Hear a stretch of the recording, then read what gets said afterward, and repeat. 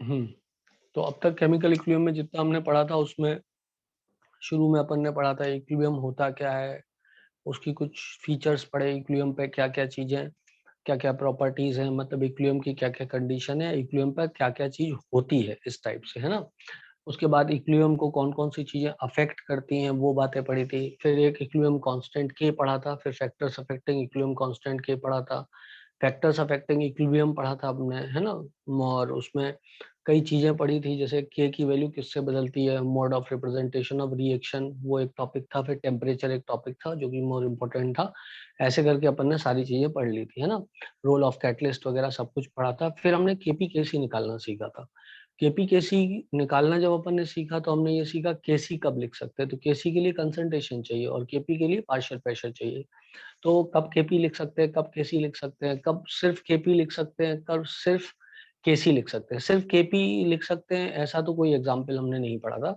हमने ये एग्जाम्पल पढ़ा था कि केसी सिर्फ कब लिख सकते हैं, क्योंकि जहाँ पे पार्शियल प्रेशर है वहां पे कंसंट्रेशन भी हो जाएगा, गैस है वॉल्यूम है तो कंसंट्रेशन हो ही जाएगा हमारे पास में। तो केसी और केपी एक साथ लिख सकते थे अपन यदि गैस दी हुई है, लेकिन यदि सिर्फ लिक्विड दिया हुआ है तो हम सिर्फ केसी लिख सकते थे। ऐसा हमने कुछ कुछ चीजें पढ़ी थी, है ना। अब आज जो बचा हुआ है वो है लीच एटलर्स प्रिंसिपल और रिएक्शन कोशेंट। दो चीजें बहुत ही महत्वपूर्ण चीजें हैं और इस पे सबसे ज्यादा घुमावदार क्वेश्चन भी आ सकते हैं, है ना। अब ये क्वेश्चन मैं सोच रहा था AIPMT 2008 का था, ये क्वेश्चन मैं आपको करवा देता हूँ। ये कहता है dissociation equilibrium for reaction AB2। 2008 का क्वेश्चन है, रिएक्शन है 2AB2 gives me 2AB plus B2, 2AB plus B2 कहता है कि the degree of decision is x and is small when compare to 1। शायद ये क्वेश्चन मैंने करा दिया, लास्ट क्लास में करा दिया था, लास्ट का क्वेश्चन यही था यस शायद सर। ना। हाँ, तो फिर यस इस सर करा क्वेश्चन को मैंने लेकिन पूरा सॉल्व नहीं किया था। आप कहो तो पूरा सॉल्व करूं या फिर हो जाएगा। मैंने सर हो ऑलमोस्ट जाएगा। ऑलमोस्ट पूरा सॉल्व कर दिया था, हाँ। हो जाएगा सर। हो जाएगा ना, हाँ ठीक है, चलो यस फिर सर। अपन लीस्ट एटलस प्रिंसिपल पे ही ज्यादा दिमाग लगाते हैं। तो ऐसे भी क्वेश्चन आते हैं जबकि वो ये बोलता है कि मान लो कोई रिएक्शन ली है, जैसे मान लो हमारे पास PCl5 का डिकम्पोजिशन है ना, और वो लोग ऐसे पूछ लेता है कि PCl5 डिकम्पोज हो रहा है into PCl3 प्लस Cl2। और वो कह देता है यदि मान लो इसके वॉल्यूम को, वेसल के वॉल्यूम को जिसके अंदर ये है डबल कर दिया जाए, तो बताओ इक्विलिब्रियम पे क्या फर्क पड़ेगा। तो बताओ डिग्री ऑफ डिसोसिएशन पे क्या फर्क पड़ेगा, या अल्फा की वैल्यू पे क्या फर्क पड़ेगा वॉल्यूम को डबल करने पे, या गैसेस के प्रेशर को डबल कर दिया जाए या आधा कर दिया जाए, 4 गुना कर दिया जाए तो क्या फर्क पड़ेगा। इस टाइप का सवाल कैसे निकालना है वो बताता हूँ, फिर ट्रिक भी बताता हूँ आपको। वैसे मुझे ट्रिक ज्यादा पसंद नहीं है। सो 1 माइनस अल्फा अल्फा अल्फा, ये हो गया इनका concentration, divided by V, divided by V, divided by V। Agreed. 1 minus alpha क्यों किया कि इनिशियल मोल मैंने 1 मान लिया, अल्फा मोल चले गए। सो ये हो गया 1 minus alpha alpha alpha, concentration निकालने के लिए सबको V से डिवाइड कर दिया। तो Kc की वैल्यू यहाँ पे कितनी हो जाती है, वो हो जाती है alpha square upon V square 1 minus alpha into V। V ने मारा 1 माइनस अल्फा इंटू वी, तो obviously alpha square upon V square था, वी ने मार दिया वी को। सो के सी बराबर कितना हो जाएगा, that will be equal to alpha square by V 1 minus alpha. अब इस सवाल को निकालने के लिए हमें 1 माइनस अल्फा को ऑलमोस्ट 1 मानना पड़ेगा, नहीं तो एग्जैक्ट कुछ भी नहीं निकाल पाएंगे। तो let us consider 1 minus alpha approximately equal to 1। Examiner को वैसे दे देना चाहिए इस बात को कि डिग्री ऑफ डिसोसिएशन या फिर बहुत कम था, ऐसा कुछ उसको लिख देना चाहिए एज कम्पेयर टू द 1। यदि वो नहीं लिख रहा है तो अपन मान लेंगे फिर कि ऐसा कुछ था, ठीक है ना। अब क्या होता है बच्चों, इसके बाद केसी बराबर मैंने तुमको लिख दिया, तुमको सब चीज समझ में आ गई, कोई दिक्कत कोई परेशानी नहीं है। अब सुनो, केसी तो कांस्टेंट रहेगा बेटा। अच्छा बताओ, केसी तो कांस्टेंट रहेगा, वो तो टेम्परेचर के साथ वेरी करता है। 1 माइनस अल्फा हो गया 1। तो क्या मैं कह सकता हूँ V is directly proportional to alpha square. So alpha is directly proportional to under root of V। मतलब वॉल्यूम यदि डबल किया तो अल्फा की वैल्यू अंडर रूट 2 टाइम्स हो जाएगी। क्या बात चमक गई सब लोग को, जल्दी जल्दी बोलना पड़ेगा यार। यदि अल्फा की वैल्यू को मैंने यहाँ पर V की वॉल्यूम को डबल किया तो अल्फा की वैल्यू अंडर रूट 2 टाइम्स हो जाएगी। क्या बात सबको क्लियर है, जल्दी बोल दो बेटा। यदि क्लियर है तो जल्दी बोल दो कि हाँ सर हमको क्लियर है, तो मेरे पास हिम्मत आ जाएगी आगे बढ़ने की। आपको चैट बॉक्स में लिखना है जो भी लिखना है, आप मैं समझ जाऊंगा, ठीक है ना। चलो भाई, हो गया बेटा क्लियर, कोई दिक्कत तो नहीं है ना? चलो बहुत बढ़िया, शाबाश। चलो आगे बढ़ते हैं। अब इस क्वेश्चन को करने के लिए मॉड्यूल में एक फॉर्मूला दिया है ट्रिक के रूप में, और उन्होंने किया है v की power delta ng by sum of stoichiometric coefficient वगैरह कुछ कुछ लिखा है। उन्होंने लिखा alpha is directly proportional to v की power, alpha is directly proportional to v की power delta ng upon sum of stoichiometric coefficient of gaseous product, sum of stoichiometric coefficient of gaseous product. ठीक है बेटा, अब देखो यदि इस trick से निकालते हैं तो alpha will be equal to v की पावर डेल्टा ng इसका 1 है, और सम ऑफ स्टोइकोमेट्रिक कोफिशिएंट क्या बोला था, sum of stoichiometric coefficient of gaseous product, तो प्रोडक्ट कितने हैं, 2 हैं, 1 और 1 2, तो 1/2, ये डायरेक्ट आ जाता। ठीक है बेटा, इन्होंने ये फॉर्मूला दिया है, मैं कोई फॉर्मूले का इस्तेमाल इन जनरल करता नहीं हूँ, मुझे लगता है कि अपन बेसिक से हर चीज को अप्रोच कर लें। तो मैंने भी जो किया था वो बहुत ज्यादा लंबा नहीं था, ये याद रखना पड़ेगा, इसको याद करने की जरूरत नहीं है, आपको ऑलरेडी आता है। ठीक है बेटा, आई होप सो सबको बात समझ में आ गई होगी। ठीक है ना, अब इसी पे मैं क्या करता हूँ, प्रेशर का वेरिएशन कर लेता हूँ, फिर वो वाला फॉर्मूला भी देख लेंगे, है ना बेटा। मान लो प्रेशर डबल कर दिया जाता तो क्या होता, मान लो प्रेशर डबल कर दिया जाता तो अल्फा की वैल्यू पे क्या फर्क पड़ता। वैसे तो इधर से ही निकाल सकते हो आप प्रेशर वाला भी, क्योंकि जो चीज वॉल्यूम बढ़ रहा है तो प्रेशर क्या होगा, घटेगा, या volume is inversely proportional to pressure होता है, इनवर्स रिलेशनशिप होता है प्रेशर से। तो मेरी समझ में तो इधर हो जाना चाहिए, ये v की पावर √2 है तो ये हो जाना चाहिए 1/p की पावर √2। उसको चेक कर लेते हैं वो सही है कि नहीं है सोच, है। चलो इसको मैं मिटा रहा हूँ। अब प्रेशर के लिए चेक कर लेते हैं कि प्रेशर डबल करने पे इस रिएक्शन में क्या होगा। ये वाला फॉर्मूला तुम लोग को आ गया समझ में, प्रेशर का फॉर्मूला फिर देख लेंगे इसी से, है ना। ये हो जाता 1 - alpha alpha alpha upon 1 + alpha upon 1 + alpha upon 1 + alpha into P total into P total into P total. Clear है बेटा इतनी बात, ये मैंने अब डायरेक्ट कर दिया, इतनी बार प्रैक्टिस करवाई तो अब डायरेक्ट कर सकता हूँ। तो मैं लिख सकता हूँ Kp is equal to alpha upon 1 + alpha into P total into alpha upon 1 + alpha into P total divided by 1 - alpha upon 1 + alpha into P total.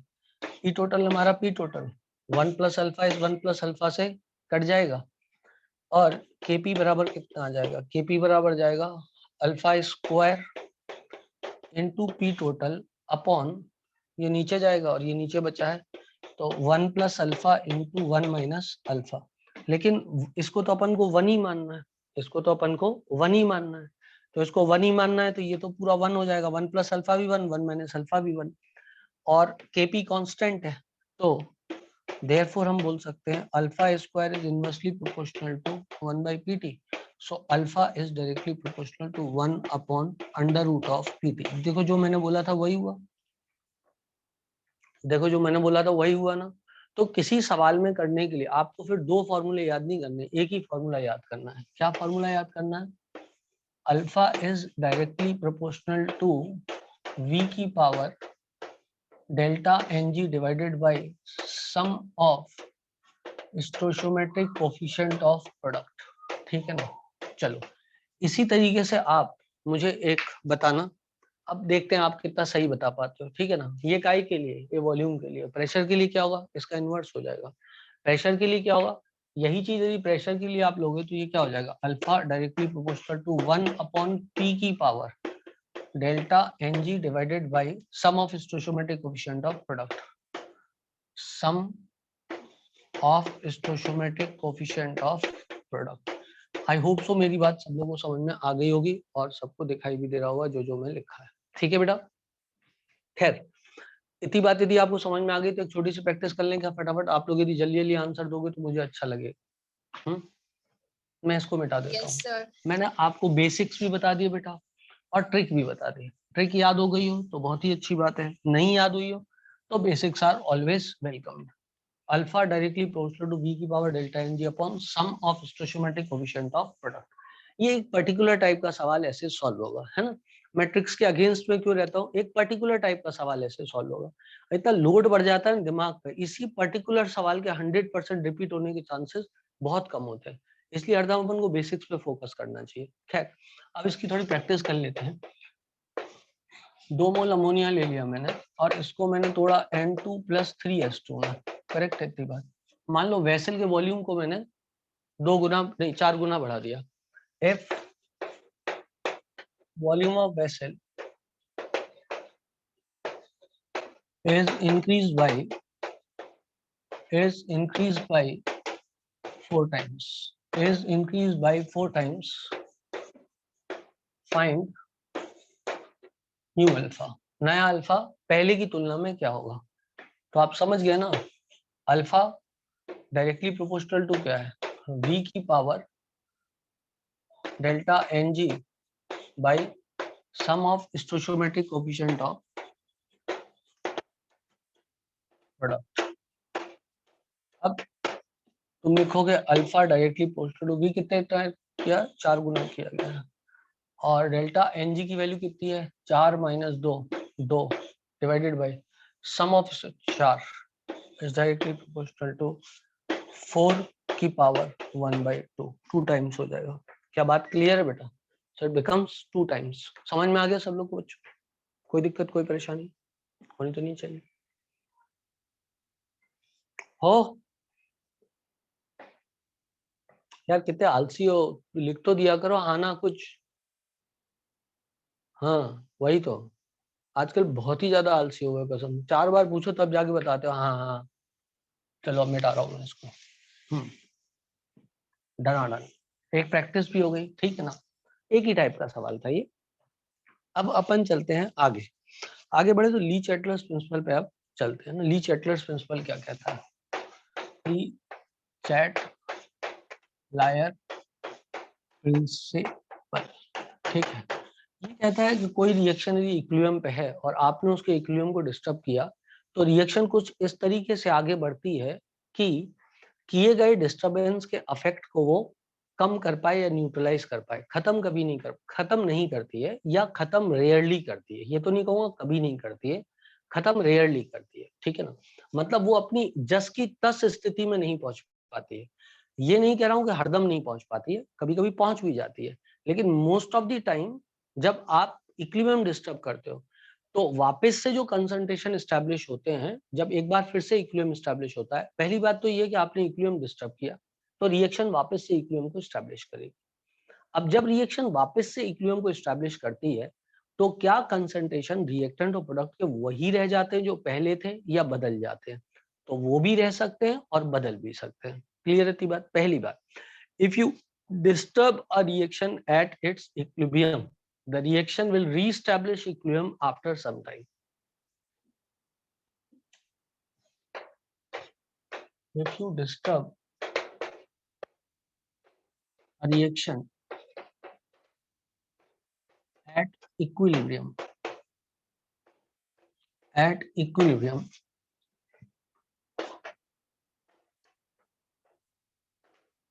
the reaction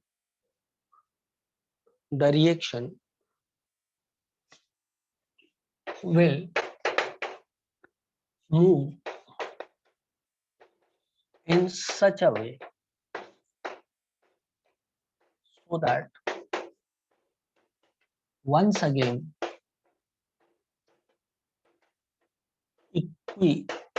equilibrium is established.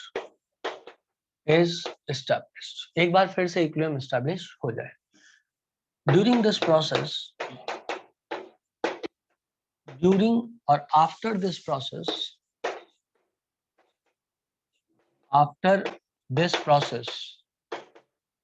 एक चीज जो बिल्कुल नहीं बदलती है,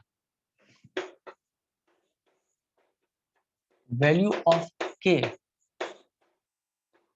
does not change.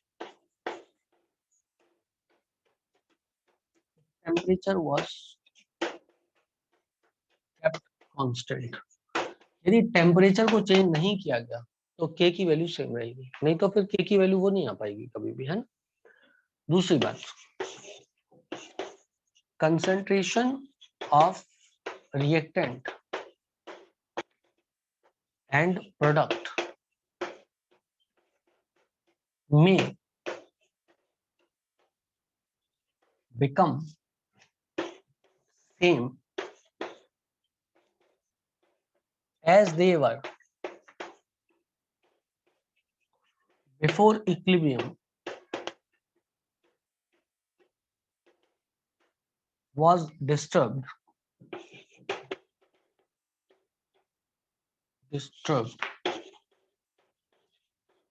or they may also not remain same। बच्चे के दिमाग पे पता नहीं है कहां से चली जाती है बात कि वंस अगेन जब इक्विलिब्रियम एस्टैब्लिश होता है तो कंसंट्रेशन वही हो जाता है जो पहले था, बिल्कुल भी नहीं। ये मोस्ट ऑफ दी मामलों में जरूरी नहीं है, रेयर मामलों में वापस से कंसंट्रेशन वही एस्टैब्लिश होता है। मोस्ट ऑफ दी मामलों में वो कंसंट्रेशन वापस से एस्टैब्लिश कभी नहीं होता है, लेकिन इक्विलिब्रियम आ जाता है, पर कंसंट्रेशन वही मेंटेन हो जाए जो इक्विलिब्रियम को डिस्टर्ब करने से पहले था, वो जरूरी नहीं है, मोस्ट ऑफ द टाइम जरूरी नहीं होता है। क्लियर है बेटा इतनी बात? अब सोचो, एग्जाम्पल लेता हूं मैं आपको। जैसे आपके पास कैल्शियम कार्बोनेट है और वो आपने डिकम्पोज किया calcium oxide plus carbon dioxide में, और इसका इक्विलिब्रियम एस्टैब्लिश हो गया, करेक्ट है, इसका इक्विलिब्रियम एस्टैब्लिश हो गया। अब आपने इस रिएक्शन को डिस्टर्ब किया, तो ये सॉलिड है और ये गैस है, तो रिएक्शन अपने इक्विलिब्रियम को वापस से रीस्टैब्लिश करेगी। मतलब तुमने यहाँ पे कार्बन डाइऑक्साइड ऐड कर दिया, इक्विलिब्रियम था और कार्बन डाइऑक्साइड तुमने ऐड कर दिया। जब तुमने कार्बन डाइऑक्साइड ऐड किया तो रिएक्शन बैकवर्ड डायरेक्शन में जाएगी। अब तुम लोग पढ़ चुके हो इसलिए तुम्हें पता है कि यदि रिएक्टेंट को ऐड करते हैं तो रिएक्शन फॉरवर्ड जाती है, लेकिन उसका एक्टिव मास बढ़ना चाहिए। जैसे कैल्शियम कार्बोनेट तुमने बढ़ा दिया तो कोई फर्क नहीं पड़ेगा, क्योंकि उसका एक्टिव मास पहले भी 1 था, अब भी 1 है, तो क्या फर्क पड़ेगा। 1 किलो रखा था, 2 किलो रख दो, रिएक्शन कहीं नहीं जा रही। एक्टिव मास बढ़ना चाहिए। ये तो एक्टिव मास तो बढ़ेगी ही नहीं इसके ऐड करने से या इसके ऐड करने से, सिर्फ इसके ऐड करने से बढ़ेगा। तो यदि तुमने कार्बन डाइऑक्साइड को ऐड किया तो reaction will move in the backward direction. Clear है बेटा इतनी बात? तो जब अब इक्विलिब्रियम एस्टैब्लिश होगा इसके बाद, तो जो अब इक्विलिब्रियम एस्टैब्लिश होगा उसमें कार्बन डाइऑक्साइड का कंसंट्रेशन एग्जैक्टली वही रहेगा जो पहले था। कार्बन डाइऑक्साइड का कंसंट्रेशन एग्जैक्टली वही रहेगा जो पहले था, बिफोर इक्विलिब्रियम में जो था। और जब दोबारा इक्विलिब्रियम एस्टैब्लिश होगा, रिएक्शन इक्विलिब्रियम पे थी, आपने उसको कार्बन डाइऑक्साइड इन्फ्यूज कर दिया, अब जो नया कार्बन डाइऑक्साइड का कंसंट्रेशन होगा वो बिल्कुल सेम होगा, वही होगा जो कि पहले था। तो in this particular example the concentration of carbon dioxide और partial pressure of carbon dioxide will remain the same as it was before the reaction was disturb. क्या ये बात क्लियर है तुम लोग को? रिकॉर्डिंग में आ चुका है, मैं लिखा नहीं रहा हूं, तुम खुद लिख लेना इस बात को, ठीक है ना। मैं सेंटेंस लिखा नहीं रहा हूं, आप खुद लिख लेना इस बात को। क्या बोला मैंने इस एग्जांपल में? if you add carbon dioxide the reaction moves in backward direction और PCO2 वही होगा जो कि पहले था। अब मैं आपको प्रूफ करता हूं क्यों। आपको पता है Kp बराबर PCO2 क्या होगा? Kp बराबर PCO2 क्या होगा बेटा?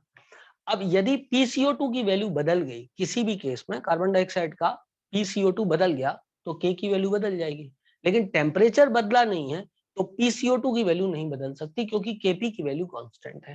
तो आपको वापस से वही कार्बन डाइऑक्साइड का प्रेशर एस्टैब्लिश हो जाएगा। क्या मेरी बात सबको समझ में आ गई? यदि आप यही Kc ले लेते बेटा तो Kc होता N/V, that is number of moles of carbon dioxide upon volume of the container. तो number of moles of carbon dioxide नहीं चेंज हो सकती, यदि वो चेंज हो गए तो कंसंट्रेशन चेंज हो जाएगा, कंसंट्रेशन चेंज हुआ तो Kc चेंज हो जाएगा, और Kc चेंज हो नहीं सकता क्योंकि टेम्परेचर नहीं बदला। तो देयरफॉर जब दोबारा इक्विलिब्रियम एस्टैब्लिश होगा तो कंसंट्रेशन और पार्शियल प्रेशर कार्बन डाइऑक्साइड के वही होंगे जो कि इक्विलिब्रियम को डिस्टर्ब करने के पहले थे।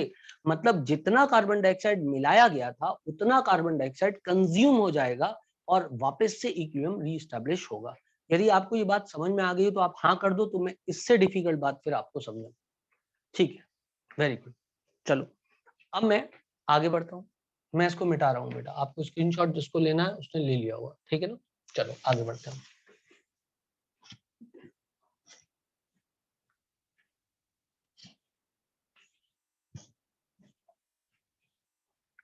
अब मैं एक ऐसे ले लेता हूँ इधर, मान लो मैंने लिया N2 plus 3H2 gives me 2 मोल अमोनिया, करेक्ट है।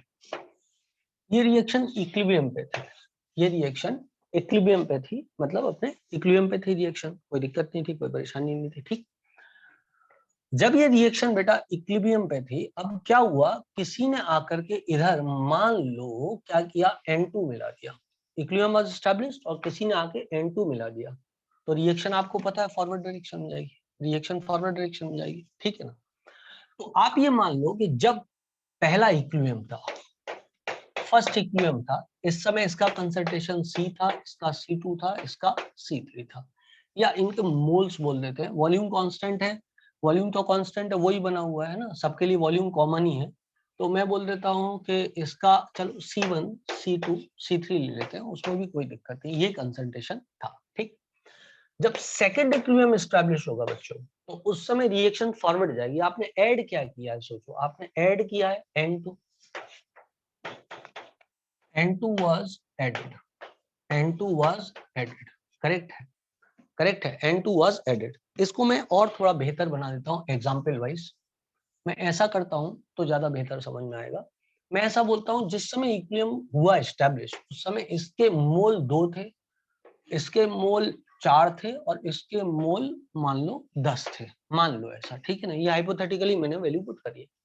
अब तुमने N2 was added, suppose 4 mole N2 was added, 4 mole N2 added, correct है बेटा, 4 मोल N2 को इसमें ऐड किया गया।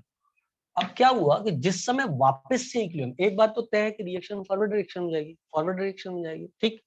जितना N2 ऐड किया गया है उतना N2 कंज्यूम नहीं हो सकता, 4 मोल की जगह 1 ही मोल रख देता हूँ तो भी ठीक है, वरना आप लिमिटिंग रीजन का कंसेप्ट लगा दो। 1 मोल मैंने किया है ना, 1 मोल किया, और इसके मोल में ले लेता हूँ 10 थे, और इसके मोल में लेता हूँ 5 थे, तो लिमिटिंग रीजन का कोई कंसेप्ट नहीं है। एक्चुअली इक्विलिब्रियम की जब कंडीशन होती है, लिमिटिंग रीजन कोई होता ही नहीं, क्योंकि खत्म नहीं होता, रिएक्शन तो बैकवर्ड चालू हो जाती है, तो खत्म तो कोई होता ही नहीं है ना, तो एलआर का कंसेप्ट इसमें नहीं लगता, बैकवर्ड रिएक्शन में नहीं लगता, कोई लिमिटिंग रीजन थोड़ी का सवाल ही नहीं होता भाई, लिमिटिंग रीजन कहाँ से होगा, कोई पूर्णता खत्म ही नहीं हो सकता, क्योंकि रिएक्शन तो बैकवर्ड चालू हो जाती है। क्लियर ना इतनी बात? आप सुनना, आप मेरी बात को ध्यान से, जब वापस से इक्विलिब्रियम एस्टैब्लिश होगा, बिलीव मी, इसमें कितने मोल मिलाएगा, 1 मोल मिलाएगा ना, तो इसका जो कंसंट्रेशन होगा वो ग्रेटर देन 2 लेस देन 3 होगा, इसका जो कंसंट्रेशन होगा greater than 2 and less than 3 होगा, मतलब वो कंसंट्रेशन 2 से तो ज्यादा होगा लेकिन 3 से कम होगा।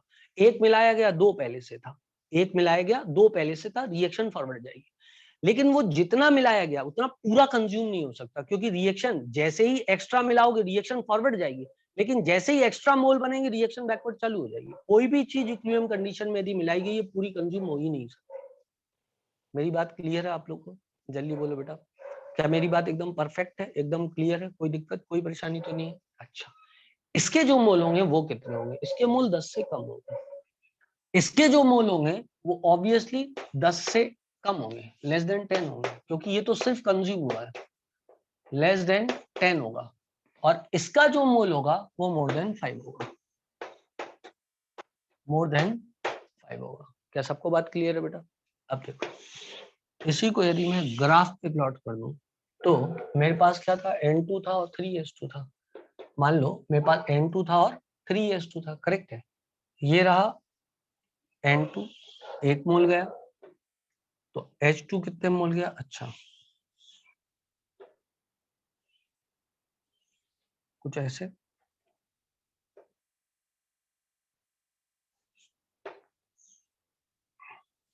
कुछ ऐसे, और ये कुछ ऐसे, इसको और बढ़िया बनाने के लिए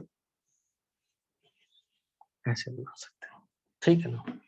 दिख रहा है कि ये थोड़ा कम नीचे आया है, ये थोड़ा ज्यादा ऊपर गया, ये सबसे ज्यादा नीचे आया, क्योंकि इसके 3 मोल जाएंगे तो इसके 2 बनेंगे, इसका 1 जाएगा, तो ये N2 रहा बेटा, ये जो है ये कंसंट्रेशन ऑफ N2 है, और ये कंसंट्रेशन ऑफ H2 है, और ये कंसंट्रेशन ऑफ, और इनको इनिशियली ही चालू करवाएं किसी एक कंसंट्रेशन, खैर उससे टेक्निकलिटी में जाने की ज्यादा जरूरत नहीं है, अमोनिया है, करेक्ट है।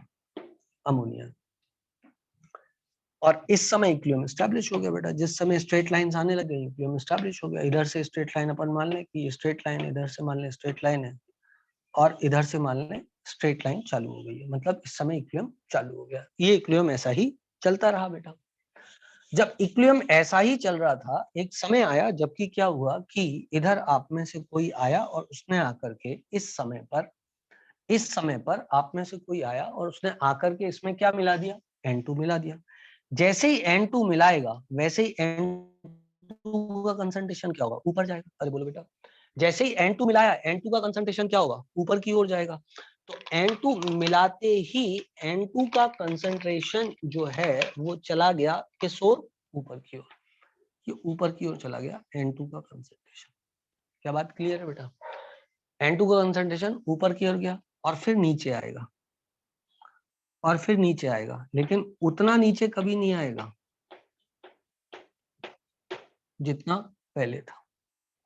आई होप सो सबको बात समझ में आ गई होगी, ठीक है ना। उतना नीचे कभी नहीं आएगा जितना पहले था, मतलब 2 पे कभी नहीं आएगा, 2 पे कभी नहीं आएगा।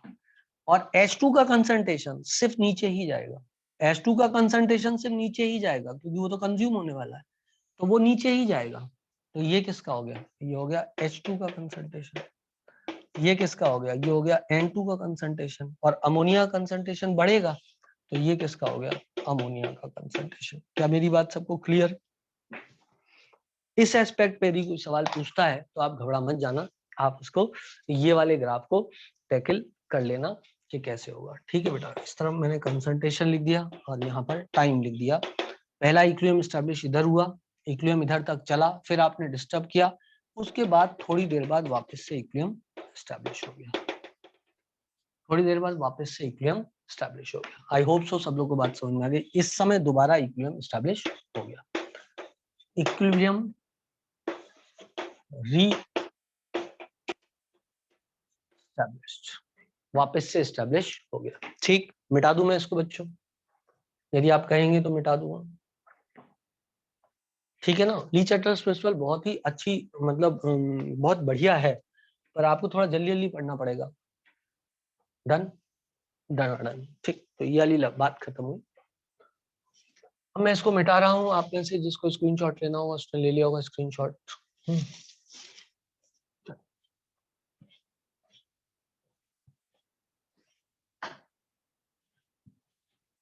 इसके बाद यदि हम देखें तो एक ऐसे ही सवाल है कि मान लो मेरे पास एक गुब्बारा है, ये गुब्बारा है, करेक्ट है बेटा, और इस गुब्बारे में रिएक्शन चल रही है कोई सी, H2 plus I2 gives me 2HI, H2 plus I2 gives me 2HI, correct है बेटा। और इस समय क्या हुआ, कोई वॉलंटियर यदि होना चाहे तो कोई भी वॉलंटियर हो सकता है, जिसको वॉलंटियर बनना हो।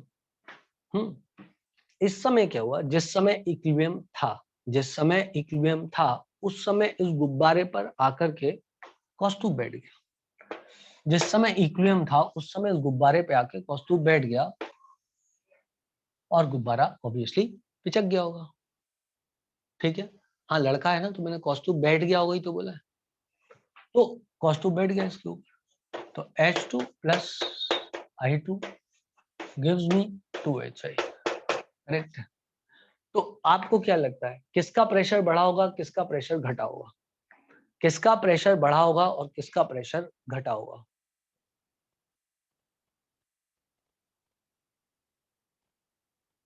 कौस्तुभ बैठा गुब्बारे पे, तो किसका प्रेशर बढ़ेगा, किसका प्रेशर घटेगा? सेकंड वाले का। इसमें प्रेशर नहीं, इसमें H2 का, I2 का और HI का, इनमें से किसका बढ़ा और किसका घटा? H2 I2 HI में किसका प्रेशर बढ़ा और किसका घटा? इधर एक और रिएक्शन ले लेते हैं। रिएक्शन है PCl5 gives me PCl3 plus Cl2। अब ये वाले गुब्बारे पे तो कौस्तुभ बैठा था, इस पे आर्यन बैठ गया, आधा हो गया गुब्बारा।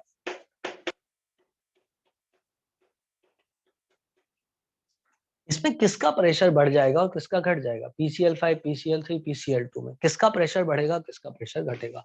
गिवन द चॉइस दैट आपको पता है कि once the pressure is increased the reaction moves in that direction where number of moles are less. आपको पता है ना, यदि हम प्रेशर बढ़ाते हैं तो रिएक्शन उस दिशा में जाती है जहां नंबर ऑफ मोल्स कम होते हैं।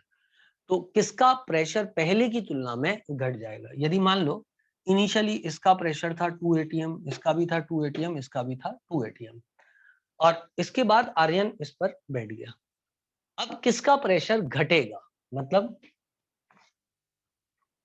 PCl5 कम होगा। वो पहली बात तो तुम लोग ऐसे भी गलत बोल रहे हो, क्योंकि जब आर्यन बैठा तो प्रेशर पड़ा, तो रिएक्शन कहाँ जाएगी? वहां जाएगी जहां पर नंबर ऑफ मोल्स कम होंगे, मतलब PCl5 का बढ़ना चाहिए। यदि आप ये लॉजिक लगा रहे हो तो इस लॉजिक के हिसाब से, है ना। PCl3 और PCl2 तो वैसे भी नहीं हो सकता, PCl3 और Cl2 तो हो ही नहीं सकता, ठीक है ना। पर आप जो लॉजिक लगा रहे हो उसके हिसाब से PCl5 होना चाहिए, यदि लॉजिक आप सही लगा रहे हो तो, है ना। अब इनिशियल प्रेशर इसका 2 था, इसका 2 था, इसका 2 था, और आर्यन इस पे बैठा, इसका वॉल्यूम आर्यन ने आधा कर दिया इस पे बैठ के, करेक्ट है इतनी बात।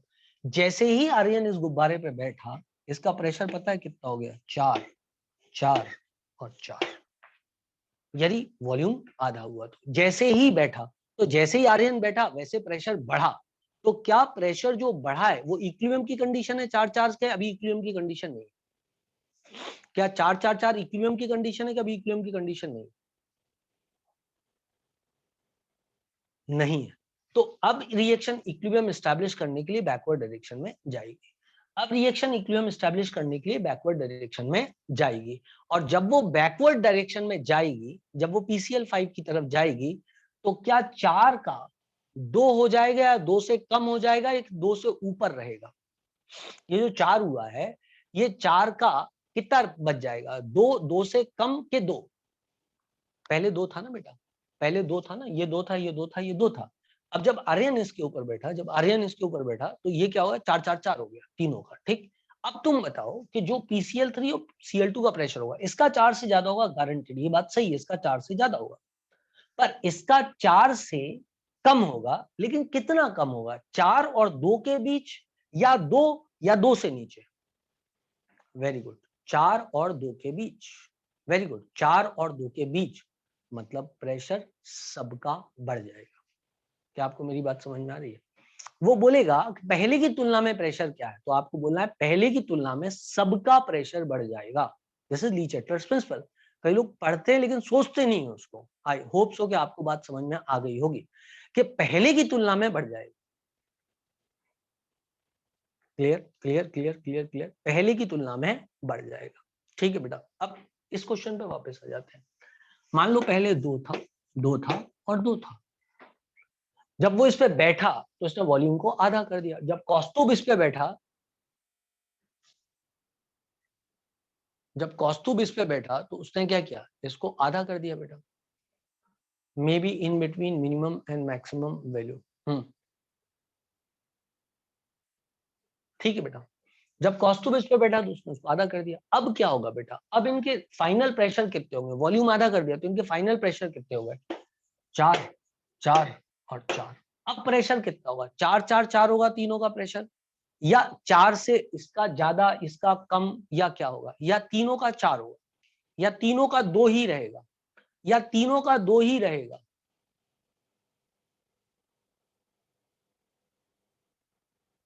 ठीक है, I agree to your answer.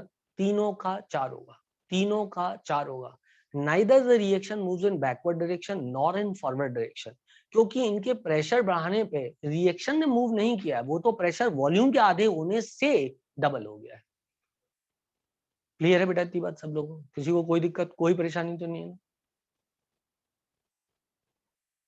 I hope सो सब लोग को बात क्लियर है, किसी को कोई दिक्कत, कोई परेशानी इसमें नहीं है। समझ में आ गई होगी ये वाली बात सबको, ठीक है ना। चलो आगे बढ़ते हैं। अच्छा क्वेश्चन था ये, कंसेप्ट अपन को आना चाहिए, क्योंकि ये कंसेप्ट कोई भी अपन से एग्जाम में पूछ सकता है। मिटा दूं मैं इसको बेटा? चले मिटाओ this. Okay okay okay okay okay, I shall मिटाओ दिस। ठीक है।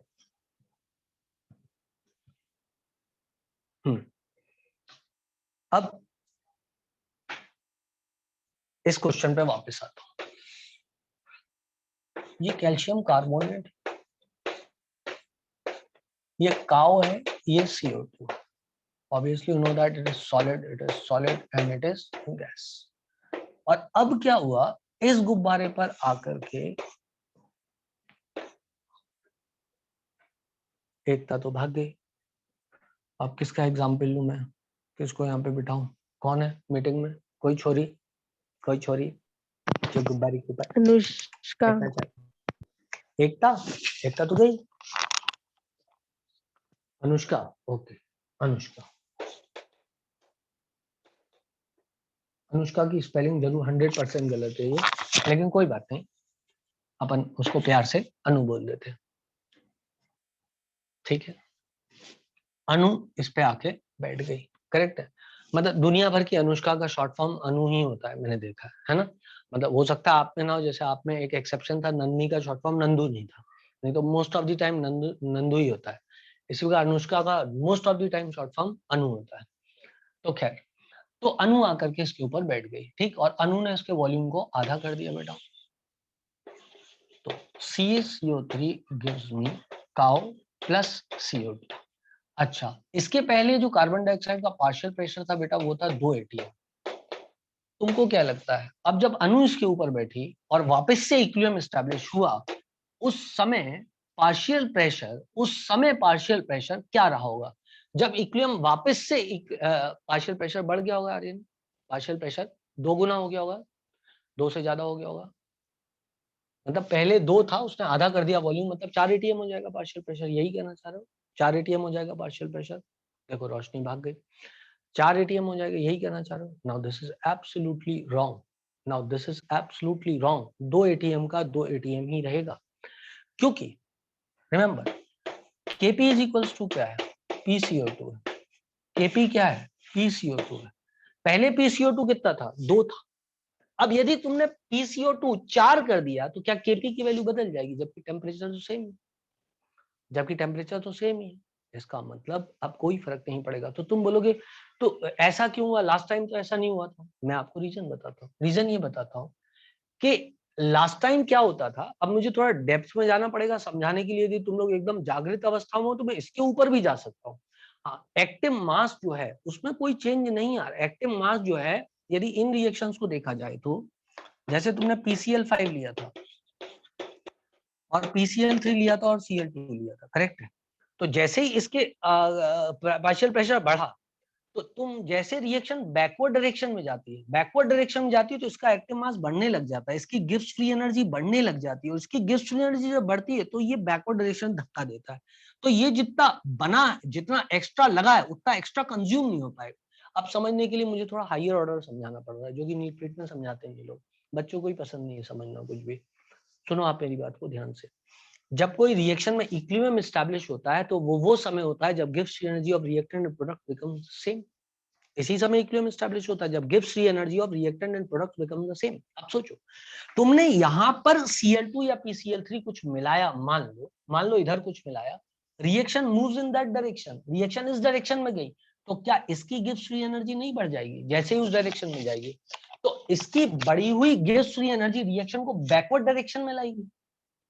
तो जितने मोल इधर ऐड किए गए हैं, उतने मोल यदि इधर की ओर चले गए, सारे कंज्यूम हो गए, तो इस साइड का कंसंट्रेशन बढ़ गया और इस साइड का तो ओरिजिनल उतना ही हो गया जितना पहले था। मतलब इसकी गिब्स एनर्जी तो वही रही जो पहले थी, लेकिन इसकी तो पहले से बढ़ गई। इसका मतलब बीच में कहीं कॉम्प्रोमाइज होगा, ये पॉसिबल नहीं है।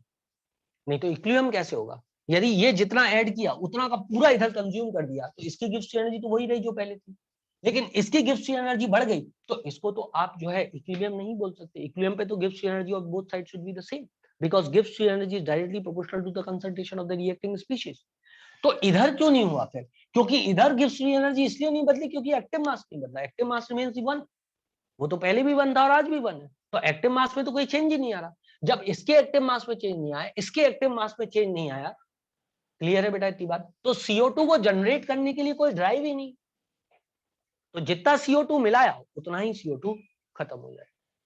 आई होप सो 3 एग्जाम्पल से आपको बात समझ में आ गई होगी, HI वाला, PCl5 वाला और ये वाला, ठीक है ना? चलो अब मैं इसको मिटा दूं बेटा, यदि आप लोग कहो तो मिटा दूं। और guys very nice, very good. चलो, मैं आपको कंफ्यूज ना कर दूं इसलिए मैं सरल वाला क्वेश्चन भी कराता हूँ। PCl5 give me PCl3 plus Cl2, correct है, और 2HI गिव मी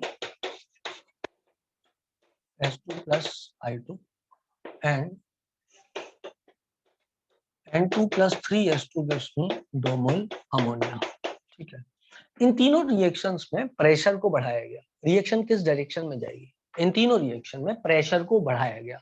रिएक्शन किस डायरेक्शन में जाएगी? चलो, पहले वाले में किस डायरेक्शन में जाएगी, दूसरे वाले में किस में जाएगी, तीसरे वाले में किस में जाएगी? प्रेशर को बढ़ा दिया गया, टोटल प्रेशर को, पी टोटल को बढ़ा दिया गया। किसको बढ़ाया गया? पी टोटल को बढ़ाया गया। रिएक्शन किस डायरेक्शन में जाएगी? जल्दी बोलो बेटा। पी टोटल को बढ़ाया गया। जब हमने पी टोटल को बढ़ाया तो रिएक्शन किस दिशा में जाएगी?